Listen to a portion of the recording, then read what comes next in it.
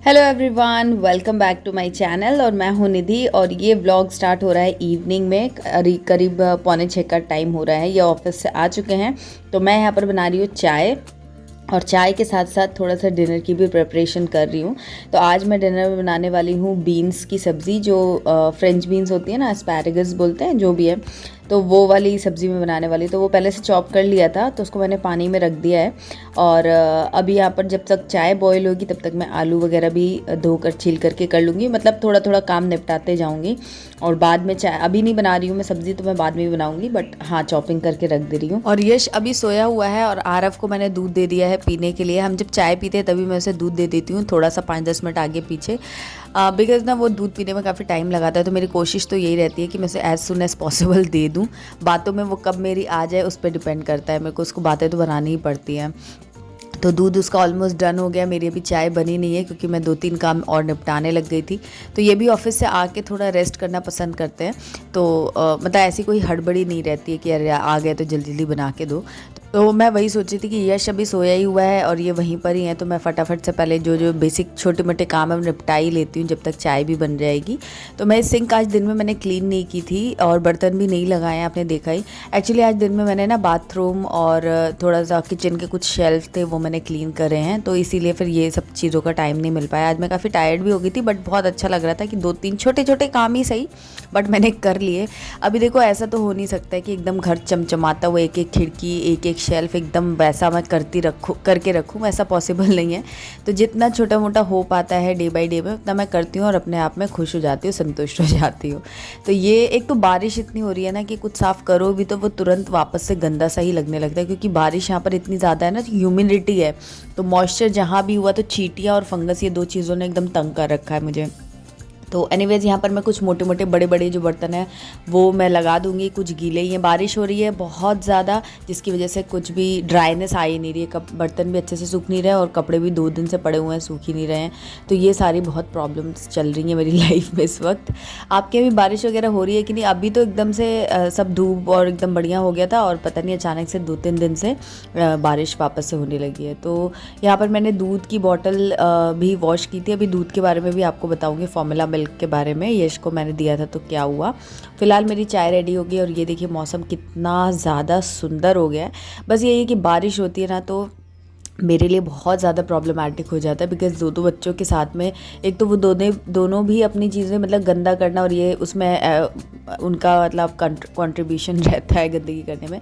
दूसरा मौसम ऐसा है तो चीज़ें कुछ अपने आप भी जो है ना वो ऐसे मॉइस्चर की वजह से ख़राब सी होने लगती है, तो बहुत प्रॉब्लम हो रही है। बट हाँ, देखने में मौसम बहुत सुंदर है, इतनी ठंडी हवा चल रही थी, ऐसा लग रहा था कि कहीं घूमने आए होते काश।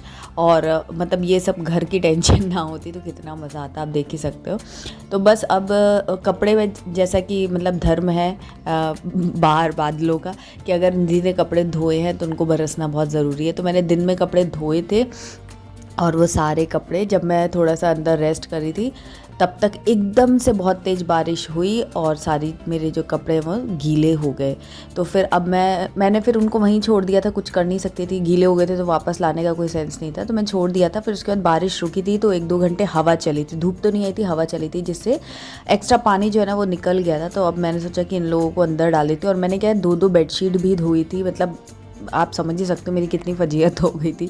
तो अब ये तो थैंक्स टू दिस कपड़े वाला स्टैंड, जिसमें मतलब मेरा बहुत काम जो है वो मेरा हेल्प कर देता है ये कपड़े का स्टैंड। तो अब बस मैं इसी में ये चादरों को, क्योंकि ये आधी वो जैसे मशीन में से सूख के निकलती है ना वैसी हो गई है वापस से, तो अब मैं इनको कपड़ों के स्टैंड में डाल दूँगी। चाय वगैरह हमारी हो गई थी और ये लोग मुझे बुला रहे थे कि आ जाओ और कैरम खेल लो, कैरम खेल लो। मैंने कहा यार पहले अपने काम तो निपटा लूँ मैं, तो वही मैं अपने काम निपटा करके यहाँ पर आई हूँ। 1-2 राउंड ही खेल पाऊँगी क्योंकि अभी यश सो रहा है तो कोई दिक्कत नहीं है। और अभी जब से कैरम आया तो हम लोग ऑलमोस्ट डेली खेल लेते हैं, क्योंकि आरब को भी बहुत क्रेज़ रहता है।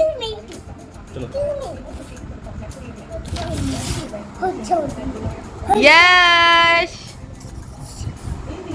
तो खिड़की के पास जो स्पेस थी ना वहाँ ये वाला मैट्रेस था, इसका मैंने कवर वगैरह हटा करके आज वो विंडो का एरिया थोड़ा क्लीन किया था दिन में। तो अब इस पर कवर लगाने का काम अकेले का नहीं है, इसमें 2 लोग लगेंगे। तो अब जब आज या कल में इसको फिर हम सेट करेंगे। और ये कपड़े जो सूख गए थे सारे मैंने यहाँ रख दिए हैं, अभी टाइम मिलते ही रात में या तो फोल्ड करूँगी तो फिर कल करूँगी। और अब मैं जा रही हूँ डिनर प्रिपेयर करने, बिकॉज टाइम हो गया 7 o'clock। तो डिनर बना के फिर मुझे यश की मालिश वगैरह भी करनी होगी।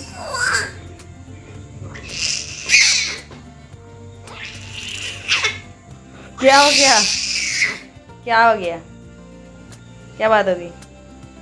चलें खाना बनाने, चलें? मौसम बहुत ज़्यादा अच्छा हो गया, ठंडी ठंडी हवा आ रही है। तो सब खेलना कूदना करने के बाद अब मैं आ गई हूँ किचन में। पहले मैं डिनर बनाने का सोची थी, फिर मैंने सोचा कि एक तरफ पहले ये पानी बॉईल करने रख देती हूँ और मतलब 2-3 चीज़ें एक साथ ही करूँगी, क्योंकि मुझे यश की जो बॉटल है ना वो भी वॉश करनी है। तो एक्चुअली क्या है कि मैंने ना अभी यश को एक बार फॉर्मूला मिल्क दिया था, अभी कुछ दिन पहले दिया था।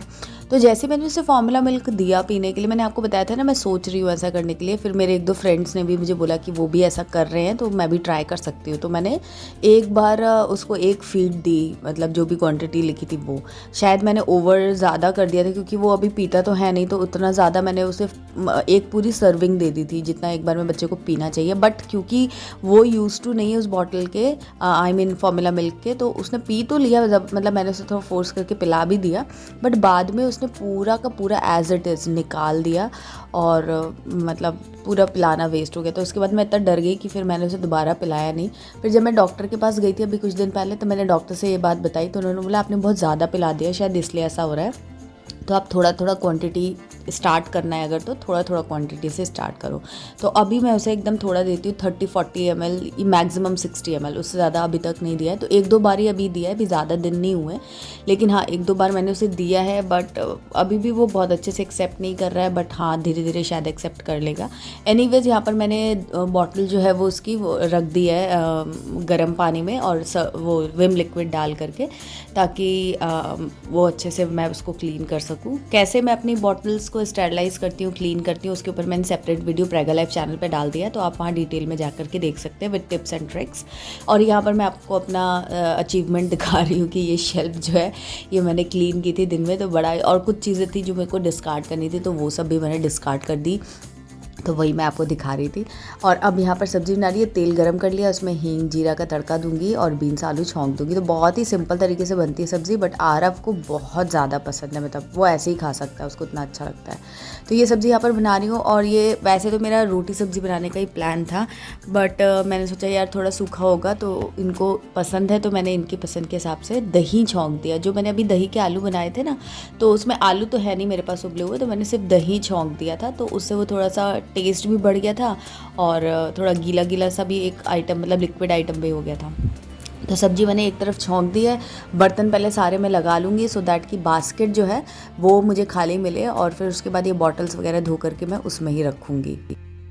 तो चलो आप लोगों से एक बात आज शेयर करती हूँ, जो मुझे आप में से ही किसी ने कमेंट करके याद दिला दी। मेरे बचपन की बातें हैं, बट बहुत रिलेटेबल लगेंगी आपको।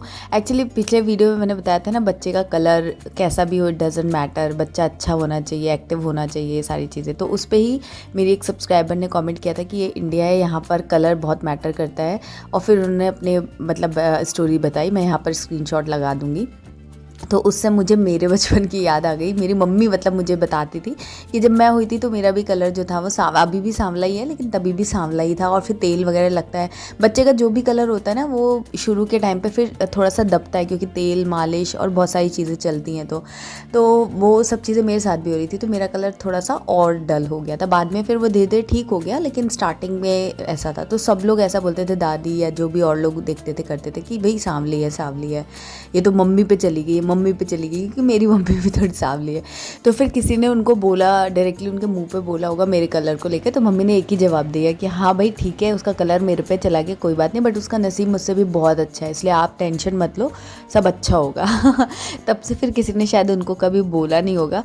और वैसे तो यार देखो, सुनने को मिलता ही है, इंडिया बात सही है कि यहाँ पर कलर मैटर करता है, लेकिन वही कि हम कितना सीरियसली लेते हैं ना लोगों को, उस पर लोग आपको, अगर आप कॉन्फिडेंट हो ना तो आप कोई हिम्मत नहीं करता आपसे बोलने की, लेकिन अगर आप नहीं हो ना तो फिर आपको लोग क्योंकि उनको सुकून मिलता है। अगर आपको कुछ ऐसा एडवाइस कर दो फालतू की, और ये आपको लो फील करा दो, तो उनको सुकून मिलता है, तो कोई दिक्कत नहीं है। लेकिन हाँ, मैं अपना बता रही हूँ कि मेरे को कभी मतलब मेरा तो शुरू से कलर ऐसे ही रहा, बट बहुत सारे लोगों ने कुछ कुछ बोलते ही रहे, बट मेरे को कभी फ़र्क नहीं पड़ा, पता नहीं क्यों नहीं पड़ा। मुझे मेरे ख्याल से मेरे पेरेंट्स की वजह से, बट मैं बचपन से ही बहुत कॉन्फिडेंट रही हूँ। मुझे मतलब मेरी अपीयरेंस को लेकर के कुछ भी मेरे को अपने में कोई फ्लॉ या कुछ ऐसा नहीं नहीं दिखता। हाँ, मुझे पता है कि मेरे अंदर ये चीज़ कम है या ये चीज़ ज़्यादा है, वो मुझे पता है, लेकिन इसकी वजह से मैं अंडर कॉन्फिडेंट हो जाऊँ, लो फील करने लगूँ, ऐसा मुझे कभी हुआ नहीं है। तो thanks to my parents I think. Anyways, हाँ, अच्छा, कमेंट में ये भी लिखा था कि ऑलिव ऑयल की मसाज के लिए बोला है, तो ये भी एकदम सेम मेरे साथ। मेरी बचपन में मालिश सिर्फ और सिर्फ ऑलिव ऑयल से हुई है। मम्मी बताती है कि मेरी नानी को इतना था, तो मेरी नानी ना हर महीने, जैसे सब्सक्रिप्शन नहीं होता अभी अमेज़ॉन से लेने लगे हैं, तो वैसे मेरी नानी ने मेरी मम्मी को सब्सक्रिप्शन दे दिया था। जब तक मैं वहाँ थी तो मेरी नानी, मतलब किसी का ऐसे नहीं कि ये ले लेगी कर लेगी, ऐसा कुछ नहीं, भेज दो इसे। बड़ा सा वो फिगारो का डब्बा आ जाता था, मम्मी बताती हैं, और आ जाता था तो उसी से करना ही था, ऑप्शन ही नहीं था कुछ। तो ऑलिव ऑयल से ही मेरी मसाज भी हुई है। बट आपके सामने हो, मेरा कलर कोई फेयर नहीं हुआ, मैं वैसी ही हूँ जैसी मैं भगवान ने मुझे बनाया है। तो ये सब चीज़ें चलती रहती है। बट मैं आपको एज अ मॉम सजेस्ट करूँगी कि आप अपने बच्चों को इतना कॉन्फिडेंस दीजिए, क्योंकि एक्चुअली में ये बात मम्मी की, जो मम्मी ने कही ना, वो सही है कि कलर मैटर नहीं करता, आपका नसीब और आपकी मेहनत, आपके अंदर टैलेंट क्या है, वो सारी चीज़ें काम आती हैं जीवन में। तो थैंक यू ये कमेंट करने के लिए जिससे मुझे मेरी स्टोरी याद आई और मैंने आप लोगों के साथ में शेयर की। आपका भी कुछ इस टाइप का एक्सपीरियंस रहा हो तो कमेंट सेक्शन में बताना, अच्छा लगता है, मज़ा आता है पढ़ करके।